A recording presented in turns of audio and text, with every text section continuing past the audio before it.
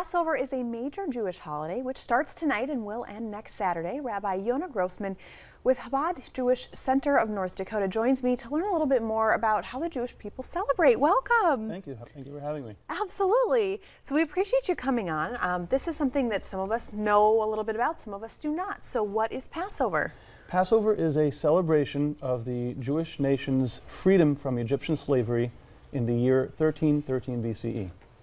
Very interesting. So being that it has those roots, what does Passover symbolize?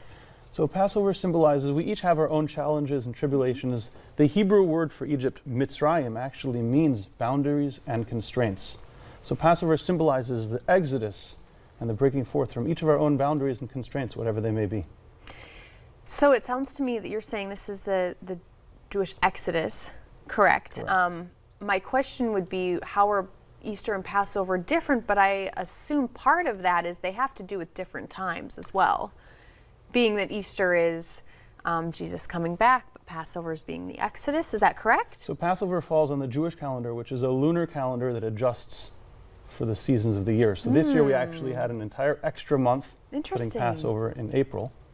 But Passover also symbolizes the...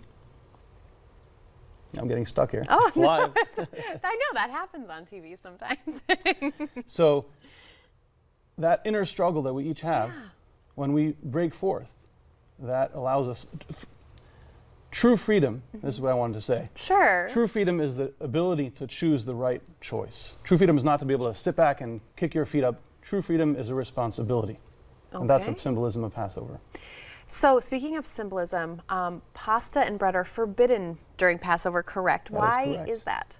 So any leavened product, when the Jewish people left Egypt, we left in such haste we didn't have time to knead the dough and to let it rise. And so instead, we kneaded it and we baked it flat. And so until today, we eat these round, flat, hand-baked matzah, which is guarded actually from the time of harvest against becoming leaven. And so any leavened product made from wheat, barley, oat, spelt, or rye, if left to rise after 18 minutes, becomes what's called chametz. And on Passover, we eat nothing made of chametz. And this includes, as you mentioned, pasta, cereals, most bread, cake, cookies, and most alcoholic beverages. So really just in keeping with the tradition from ancestors. Okay, absolutely. Very This is the same bread our ancestors ate as they left Egypt. Very neat. So for those who do not celebrate Passover, how is the holiday celebrated? What does that look like for people that are in celebration? So we have a Seder. A Seder is a 15-step family-oriented feast packed with tradition and rituals. Wow. Such as the eating of matzah. And what other kind of foods do you have at the feast? So there's maror, which is horseradish. It's a bitter root, and we eat that to symbolize the bitterness of the slavery in Egypt. So a lot of symbolism throughout this whole process. Very interesting. What does Seder mean in English? You had mentioned that. Seder means order. And so it's a 15-step orderly feast. So very much guided by tradition. Absolutely. Gotcha. Very cool. So is this a holiday, I guess I have never celebrated Passover. Is this a holiday that people celebrate only if they're Jewish, or can people of other faiths celebrate as well? I think everyone can celebrate in their way, whether it's by having some matzah or whether it's by taking part in that meaning of freedom as an additional responsibility towards God, towards other people.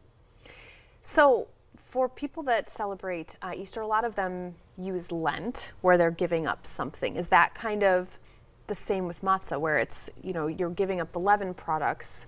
There's an element of having that separation from what you normally do to this time, this season, when we have a specific order of things. So our rabbis teach us that bread, risen, leavened grain, symbolizes haughtiness and ego. And that is the root of all negative character traits. So when it comes to Passover, we want to eradicate even the smallest, tiniest trace of that from our lives. That's very interesting. So if somebody is at home and they're thinking, this sounds like something I might like to dig into a little bit more, what are some ways they can celebrate Passover at home, maybe with their family?